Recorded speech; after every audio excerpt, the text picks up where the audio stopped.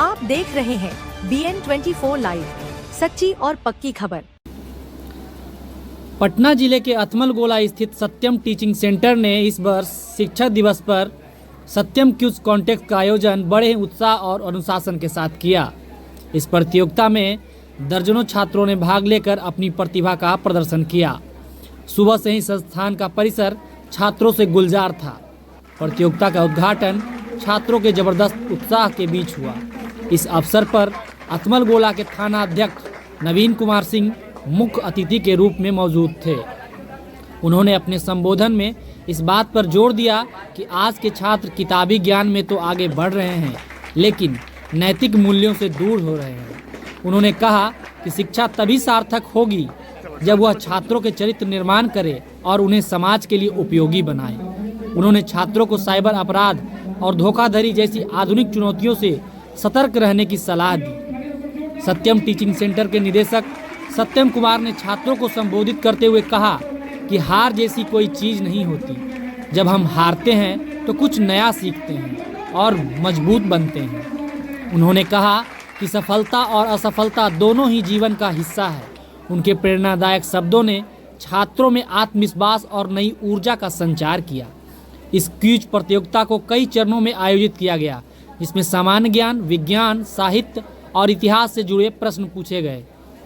कांटे की टक्कर के बाद प्रतियोगिता का परिणाम घोषित हुआ। प्रथम स्थान सूर्या कुमार और आरपी कुमार, द्वितीय स्थान शिखा कुमारी और प्रशांत कुमार, तृतीय स्थान रानी कुमारी और शुभम कुमार, चतुर्थ स्थान हिमांशु कुमार और ऋतिक कुमार, पंचम स्थान अर्जुन कुमार और पीयूष कुमार ने हासिल किया। मुख्य अतिथि नवीन कुमार सिंह ने सभी विजेताओं को पुरस्कार प्रदान कर सम्मानित किया। इस कार्यक्रम को सफल बनाने में पत्रकार निरंजन कुमार सिंह, ललन कुमार सिंह, प्रिया सिंह और स्थानीय लोगों के साथ साथ कई छात्रों का महत्वपूर्ण योगदान रहा। यह आयोजन केवल एक प्रतियोगिता नहीं, बल्कि ज्ञान, नैतिकता और सामाजिक जागरूकता का एक उत्सव था, जो अथमल गोला की भावी पीढ़ियों के लिए प्रेरणा का स्रोत बनेगा।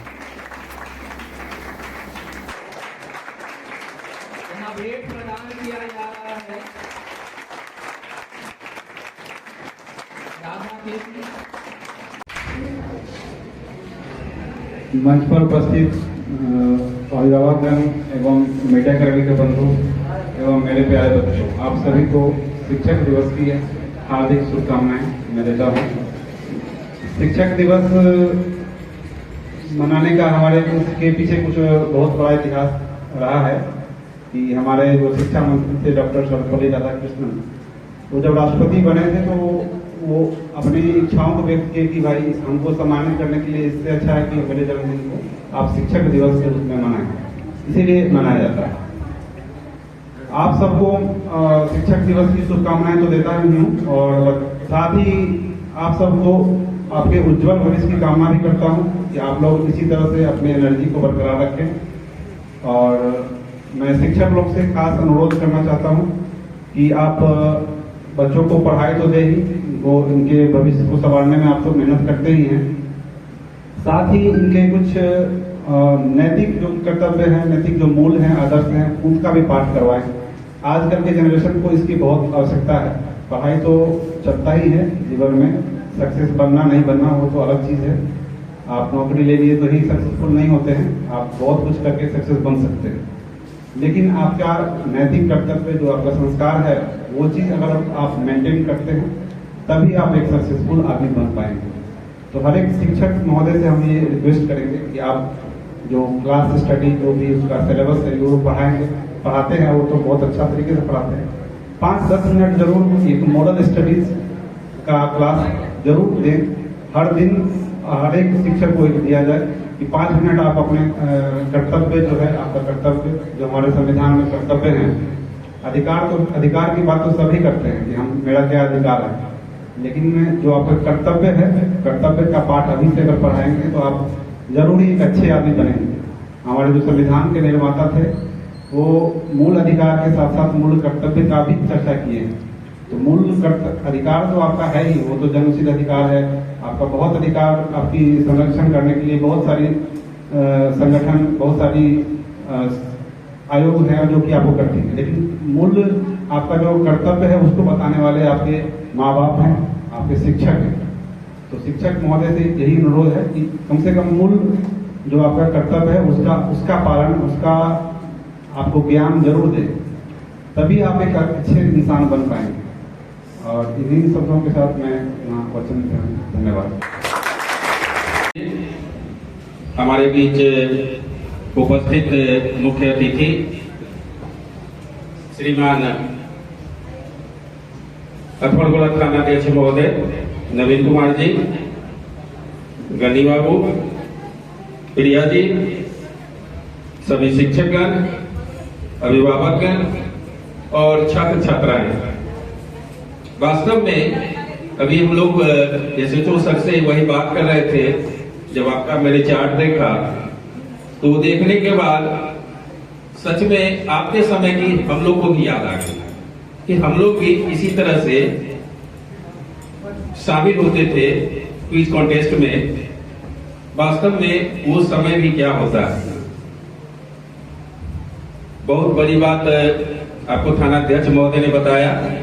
मैं उनसे निवेदन करूंगा कि वर्तमान परिप्रेक्ष्य में एक और भी अहम जानकारी उनको 4 लाइन में देना है, वो है साइबर क्राइम से रिलेटेड। इसीलिए कि जितने भी बच्चे हैं सभी पढ़ाई के साथ पढ़ाई पर तो ध्यान देते ही हैं, उससे ज्यादा क्या करते हैं, वो मोबाइल से भी जुड़े रहते हैं। और मोबाइल से क्या परेशानियां पैदा हो रही है, उससे उस पर आपकी सही तरह से नजर नहीं पड़ती है।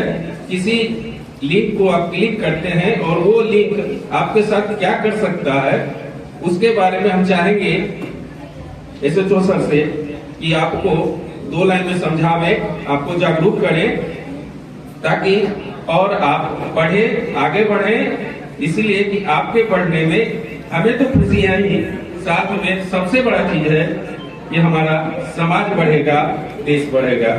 जय हिंद, जय भारत। क्राइम के बारे में बताने के लिए, जैसे जैसे समय चेंज होता है वैसे वैसे जो क्राइम है, अपराध है, उसका तरीका, उसका जो पैटर्न है वो भी चेंज होता है। अभी वर्तमान के परिप्रेक्ष्य में अगर देखा जाए तो मारपीट और नॉर्मल जो लूट है, मर्डर है, वो तो होता ही है, वो चलता ही रहेगा। राम राज्य में भी ये चीज होता था और आने वाले समय में भी ये होते रहेगा। लेकिन अभी वर्तमान में ये चीज जो पैटर्न चेंज हुआ है साइबर क्राइम के बारे में, मैं इस पे आप लोगों का ध्यान आकृष्ट करना चाहूंगा कि आज के डेट में सभी जो 10th स्टैंडर्ड हो या फिर उससे ऊपर वाले हो, हमारे यहाँ साइबर क्राइम जो बढ़ने का मेन रीजन हुआ कि अशिक्षा, अज्ञानता। आदमी के पास मोबाइल तो हो गया, आपके पास सोशल अकाउंट भी है, आपके पास पेटीएम है, फोन पे है, जो सब चीज़ है जो आप यूज़ करते हैं एज ए अकाउंट, लेकिन आपको उसका नॉलेज नहीं है कैसे इसको हम यूज़ करेंगे। तो किसी भी चीज़ को आप प्रयोग कर रहे हैं, उपयोग कर रहे हैं, उसके बारे में पहले सीख लें अच्छे तरीके से। आपके माता पिता हैं, हो सकता है उनको नॉलेज नहीं है इस चीज़ के बारे में कि हम क्या क्लिक करेंगे तो मेरा इसमें क्या नुकसान है। आज केवल लिंक के माध्यम से ही नहीं आपको साइबर फ्रॉड किया जा सकता है। आपको किसी पुलिस वाले के नाम से डरा के, धमका के, या फिर किसी क्रिमिनल के नाम से धमका के आपको इस तरह से भी फ्रॉड का ये चल रहा है अभी के टाइम में। तो कहने का मतलब ये है कि आप अपना जो सोशल मीडिया जो यूज करते हैं, सभी आदमी यूज करते हैं सोशल मीडिया, तो अपना एक प्राइवेसी को मेंटेन रखें। किसी भी लिंक जो अनजान है, अनजान लिंक, अनजान नंबर से बातचीत नहीं करें, कुछ भी इंटरटेन नहीं करें। आपको तरह तरह का प्रलोभन दिया जाएगा। आप अभी 10th स्टैंडर्ड में हैं, हो सकता है कि आपको कहे कि आपको स्कॉलरशिप मिलेगा, आप ये दबाएं। आप समझ सकते हैं हर एक एज के, हर एक फील्ड के एरिया आदमी को, लोगों को साइबर क्राइम के मतलब अलग अलग तरीका हथकंडा यूज किया जाता है। तो कहने का मतलब ये है जब तक आप उस चीज को वेरीफाई नहीं हो, किसी भी लिंक, किसी भी एप्लीकेशन, अनजान एप्लीकेशन को, आज के डेट में सभी बच्चे गेम्स खेलते हैं, ऑनलाइन गेम्स खेलते हैं। ऑनलाइन गेम में ही बहुत आदमी साइबर ठगी का शिकार हुए हैं। तो कहने का अर्थ ये है कि आपके हर एक फेज में, हर एक अलग अलग फेज में चुनौतियां आएंगी। हो सकता है आप एडमिशन लेने जा रहे हो, एडमिशन के नाम पे आपको ठगी कर लिया जाए कि हम आपको इस कॉलेज में एडमिशन दिवा देंगे, इस स्कूल में एडमिशन दिवा देंगे, उसके नाम पे। अभी जो आपका एज है, आप अभी पढ़ने वाले, लिखने वाले एज वाले ग्रुप में हैं, हो सकता है आप जॉब में जाएं, जॉब में जाने के बाद भी आपको तरह तरह की परेशानियां होंगी। आपको डिजिटल अरेस्ट एक सुने होंगे, digital arrest word. Digital arrest एक वर्ड है कि आपको साइबर ऑनलाइन तरीके में आपको गिरफ्तार किया जाता है। अब आप बोलिए कि गिरफ्तार तो भाई बिना पुलिस के नहीं होता है, लेकिन अरेस्ट इस तरह से आपको किया जाएगा, आपको डराया धमकाया जाएगा कि आपने गलत तरीके से पैसे कमाए हैं, आपने गलत तरीके से इनसे पैसे लिए हैं, आपको इस चीज में आपको गिल्टी सिद्ध किया गया है, आपको इतना रुपया दीजिएगा तो हम लोग ये कर देंगे वो कर देंगे। इस तरह के बहुत सारे मामले आपने देखे होंगे। तो इस चीज पे आपको ध्यान दें। आप लोग जो करंट जो न्यूज चल रहा है आप उससे अपडेटेड रहें, न्यूज़पेपर ध्यान से पढ़ें। आप सोशल मीडिया यूज करते हैं, अच्छी बात है। सोशल मीडिया के किसी भी चीज को उपयोग करने के या तो फायदे हो सकते हैं या तो नुकसान हो सकते हैं। तो फायदे वाले जो पार्ट है आप जो अवगत होते हैं कि करंट जो चीजें हैं, न्यूज है, उससे अपडेट रहिए क्या अभी चल रहा है, अपने सराउंडिंग्स में क्या चल रहा है। हम पढ़ना तो सबको है, सब पढ़ते हैं, सभी सिलेबस को पूरा करते हैं, सभी पास नहीं होते हैं। पास होने के बाद जो है अलग जो स्टडी होता है वो आपका सामाजिक ज्ञान है। सामाजिक ज्ञान आपको तभी बढ़ेगा जब आप न्यूज देखेंगे, न्यूज पढ़ेंगे।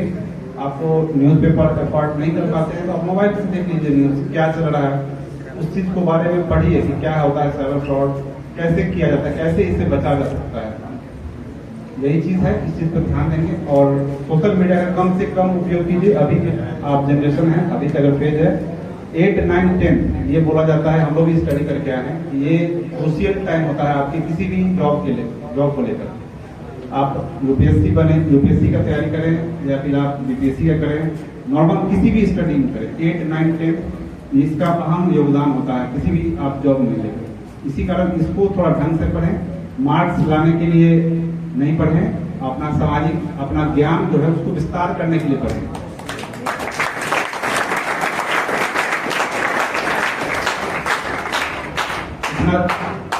इतना दिन का मेरा जो अनुभव रहा है, हमको तो नहीं लगता कि जो 100% मार्क्स लाने वाले ही सब यूपीएससी क्रैक करते हैं। एवरेज जो स्टूडेंट होता है वही यूपीएससी क्रैक करता है। अपने सफलता से ना ही बहुत ज्यादा खुश होना है और अपने विफलता से बहुत ज्यादा नाराज भी नहीं होना है, बहुत हतोत्साहित भी नहीं होना है। एक एवरेज मेंटेन करके चलिए। आज के जनरेशन में बहुत सारे देखते हैं युवा लोग की एक पिताजी बोले, मम्मी बोले तो हम कुछ कर लेंगे, आत्महत्या कर लेंगे, परमाश कर लेंगे, इस चीज का धमकी देते हैं जो बहुत ही गलत चीज है। आप लोग बच्चों को मार्क्स कम आया तो हम सुसाइड कर लेंगे, क्या है मतलब? यही एक जीवन नहीं ना है, जीवन बहुत लंबा है, ये बहुत ही कीमती जीवन है आपका। तो इस चीज को ध्यान रखें, आप अपने विफलता से निराश कभी ना हो। आप जो हर एक विफलता आपको कुछ न कुछ सीख देके जाएगी। कोई भी ऐसा आदमी नहीं होता है जिसको एक बार में ही सफलता मिल जाती है। बहुत रेयर चांस होता है कि एक बार में ही सफल हो गया। जो विफल होकर सफल होता है उसके अंदर जो स्थिरता रहती है वो एक बार सफलता वाले में अंदर में नहीं आती है। ये चीज आप ध्यान रखिएगा। तो हर ठोकर खा के जो सही जो ऊपर चढ़ता है वो कभी भी भविष्य में लाइफ में ठोकर नहीं खाएगा। तो हम इस बच्ची से हम यही कहना चाहेंगे, क्या नाम है इसका? रानी।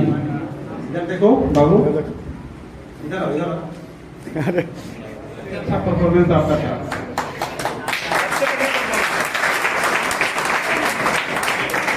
इससे क्या आप जो बोली कि टाटा बिरला, ठीक है, आप फोटो देख के आप घबरा के तेजी से बोल दीजिए। इससे आपको क्या सीख मिला?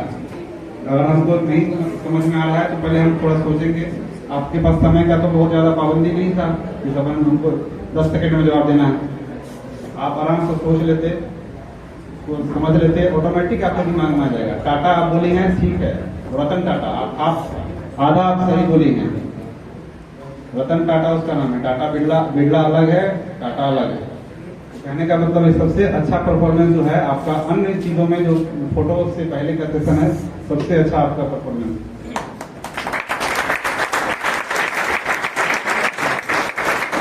फर्स्ट और सेकेंड कभी भी मायने नहीं रखता है जीवन में। इस चीज को ध्यान रखिए। अपने आप को और बेहतर करने का प्रयास करना है कि हम कैसे और बेहतर बनेंगे। हमको अपने आप से हमको कंपटीशन है, ये चीज ध्यान रखना है। मेरा खुद से कंपटीशन है, इस चीज को लेके चलिए, ना कि हमको किसी दूसरे से कंपटीशन है। आप अपने आप को बेहतर करते चलिएगा, ऑटोमेटिक आप दूसरे से बेहतर निकल जाइएगा जीवन में। इस चीज को हरदम आप इस चीज को फॉलो कीजिए कि हमको अपने आप से बढ़ना है। अभी का जो मेरा परफॉर्मेंस है उससे हमको आगे जाना है। ऑटोमेटिक आपको ना दूसरे को आपको पैर खींचने का मन करेगा कि हम मेरे से ऊपर है तो उसका पैर हम खींचे, ना ही किसी दूसरे के सफलता से हमको जलन होगा। आप जब खुद से कीजिएगा कंपटीशन तो बेहतर रहेगा वो चीज। यही बच्चों के लिए हम बताएंगे। बाकी आप अपने आपके उज्जवल भविष्य की कामना करते हैं और खूब पढ़े खूब बढ़े।